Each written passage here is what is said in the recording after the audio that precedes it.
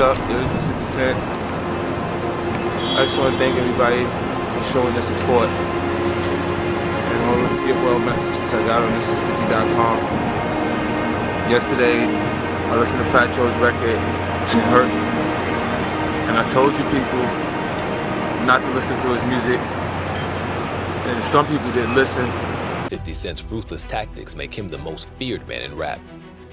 Get ready to dive deep into the world of hip-hop's 50 Cent. We'll give you all the details on why we think he's one of rap's most feared, from dealing with the drama of the industry to cheating death itself. He's a powerful force and ain't someone to be messed with. We're about to take you on a wild ride, where 50 Cent's ruthless tactics and hardcore determination catapulted him straight to the top. He's been locked in some epic feuds that turned his homies into straight-up enemies. From growing up in the hood, seeing all the messed up stuff life had to offer, to where he is today, it all just made him more relentless. The homie 50 Cent has been through all kinds of crazy stuff, beefing with other rappers, clashing with record labels, and even crossing paths with some shady criminals. It's a damn roller coaster. Keep it locked in and hit that subscribe button, cause it's going down. 50 Cent's story. Born Curtis Jackson III on July 6, 1975, 50 emerged from the gritty streets of his hood to become a dominant force in the music industry. Growing up, he faced numerous challenges and witnessed firsthand the harsh realities of life. His upbringing in a drug-infested environment exposed him to violence, poverty, and the constant struggle to survive.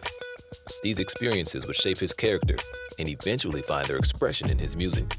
However, life took a dramatic turn when 50 Cent's dream of a music career collided with a near-fatal encounter in 2000.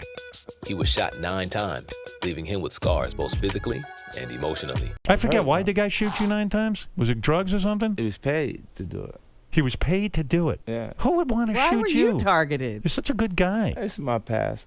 It was a drug thing? No, like a just, business thing? It's karma. Karma? Karma? Explain to me again why this guy was hired to shoot you 9 times. Well, you was paid because someone, felt like that I would potentially do something to them if they kept going in the direction that they were going. Man, you are tough. This life-altering incident became a defining moment in his journey, fueling his relentless pursuit of success and propelling him toward a path of fame and fortune. A big chunk of 50 Cent's crazy success is all thanks to his knack for stirring up drama and coming out on top. Back in the day, he got a taste of the limelight with some guidance from the late Jam Master Jay. But his real breakthrough, before Get Rich or Die Trying, was when he dropped a track called How to Rob. Man, he straight up called out a bunch of big-name rappers. Those responses ended up giving him a ton of free publicity. After that, he kept the buzz going by dropping a whole bunch of what he liked to call in-your-face content through his mixtapes. This dude has been through it all, from beefs with other rappers to run-ins with record label bosses and even some shady-ass criminals. Let's take a look back at 50 Cent's crazy journey and all the battles he's won. 50 Cent versus Ja Rule. And there's something going on between you and Ja Rule, who's another rapper. I don't know how many people are familiar with him. I'm sure rap fans obviously are, but other people who aren't as into rap won't know. But he's a talented man as well. He seems to be doing very well for himself. Not anymore. Okay. The beef between Ja Rule and 50 Cent goes way beyond your typical music industry drama. It's like a real-life feud. These two straight up despise each other. We ain't just talking about diss tracks here, man. Nah, this was some street-level shenanigans that spilled over into the music scene. So, here's the deal. According to 50's autobiography, it all started when one of his buddies snatched Ja Rule's chain. Yeah, classic thievery. But after that, this dude named Brown swoops in and snatches the chain back for Ja. Fast forward to a club encounter when Ja sees 50 chilling with the dude who robbed him. 50 goes up to say, "What's up?" And Ja acts like he's got a bone to pick. But hold up, 50 ain't the one who did the stealing, man. A friend of mine's robbed Ja Rule. And I'm in a club, and I see the nigga, I'm like, hey, what's up? I'm chilling. He see me kicking it with the nigga that robbed him, and he feel like, oh shit, I shouldn't speak to this dude, because I know the kid robbed him, but I know this kid, I grew up with him. It's 2050 drops Your Life's on the Line. After a bunch of run-ins with Ja Rule, they end up at the same show in Atlanta, and things almost get real ugly in the hotel parking lot. But that ain't the end of it. Back in NYC, Ja Rule storms in the 50's recording session at the Hit Factory like a hurricane. Punches thrown, knives flashed, chain snatched. It's a full-blown brawl, and the diss tracks, oh man, they came pouring out like there's no tomorrow. Wanksta, Clap Back, Hail Mary, and more. In 2011, right before Ja heads off to the slammer for a weapons charge, he tells MTV he's done with all the beef. 50 backs him up, and even Ja tweets about how they sat next to each other on a flight with no drama. The peace between them didn't last long, though. 50 recently took a shot at Ja Rule for a failed publicity entrance at Nelly's Hot and Hurt festival, which goes to show that this beef is nowhere close to dying. Those guys have a knack for reigniting the fire, no matter what they said before. 50 Cent versus Fat Joe. Man, you wouldn't believe the epic saga that unfolded here. It all started back in 2004, when 50 Cent was riding high on his wave of popularity, and Fat Joe hopped on Ja Rule's track, New York, alongside Jadakiss. Now, in the wild world of rap beef, it's an unwritten law that if you throw shade at one person, you better throw it at their crew too. So, naturally, 50 Cent took aim at both Joe and Jada. More on that later. Joe became the prime target as 50 unleashed a barrage of disses in tracks like Piggy Bank and other viral hits. Not holding back there, he relentlessly teased Joe about his sales and even took shots at his weight. Not to mention labeling Joe's smash hit, Lean Back, as a total flop. But let me tell you, Fat Joe wasn't about to take that line down. He hit back hard with a track originally titled Fuck 50. I like to tell the people home, I feel so safe tonight with all this police protection courtesy of G-Unit. And the winner is Missy Elliott featuring Sierra and Fat Man Scoop. Look, put him up. I'ma turn over and tell her let's do it again. Fat Joe is man.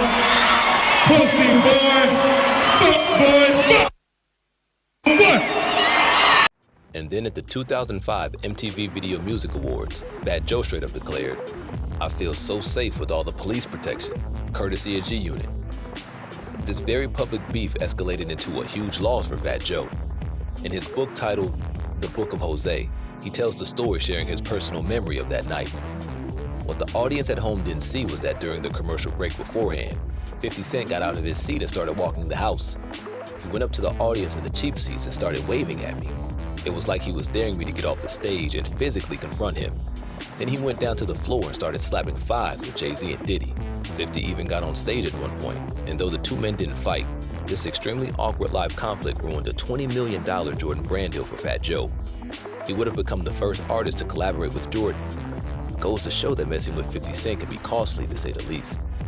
Interestingly enough, the end of the 50 Fat Joe feud turned out to be a silver lining amidst the tragedy of Chris Lighty's passing in 2012.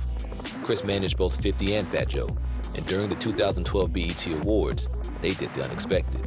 They actually performed together, side by side, along with A Tribe Called Quest, Missy Elliott, and Busta Rhymes. They put their differences aside for one unforgettable night. I beefed with 50 Cent 8 years. Like, you know what I mean? And when the beef was real, I stood by Ja's side. I stood by Irv's side. 50 Cent versus Nas. Remember when 50 went all in on Nas's Khalees tattoo and called him a sucker for love in that infamous Piggy Bank track? Well, Nas didn't like that and hit back hard on Queens Get the Money, calling 50 a porch monkey hiding behind 8 Mile in the Chronic. Damn, those burns hurt. But you know what's even crazier? The sickest disses between Godson and Ferrari F50 never saw the light of day. Word on the street is that all this beef started because 50 believed Nas got him booted off a Jennifer Lopez remix back in 2001 when they were both repping Columbia. You can catch a glimpse of the tension in Nas's unreleased joint, Don't Body Yourself, with lines like, "Yeah, we're from the same hood, but what's that really mean, homie?"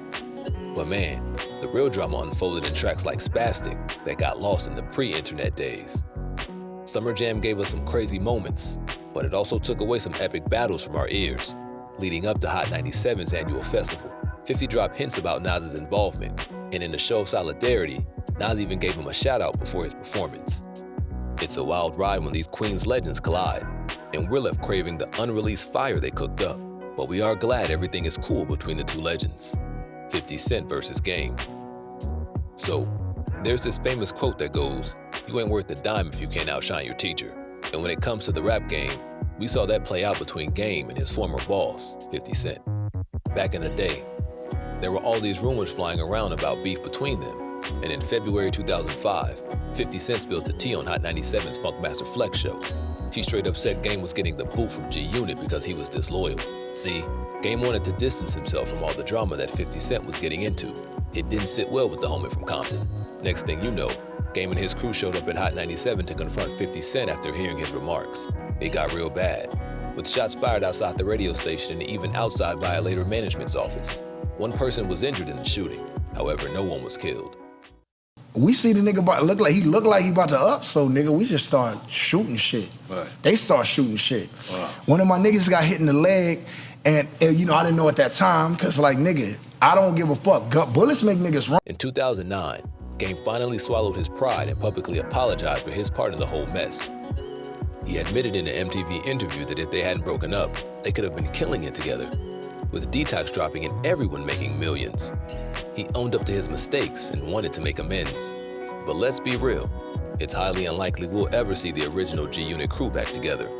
When 50 Cent reunited with Lloyd Banks, Tony Ayo, and Young Buck at the 2014 Summer Jam, Game was nowhere to be found. It's a sad reminder of the scars left behind by their bitter past. That doesn't even begin to cover half of the beef 50 Cent has been involved in. Remember when he couldn't get Floyd Mayweather out of his mind?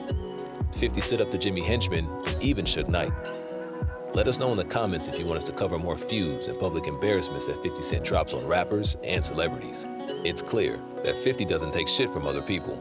This rap OG is fearless and outspoken, which makes him a very dangerous enemy. Be sure to subscribe to the channel, and thanks for watching. Stay blessed.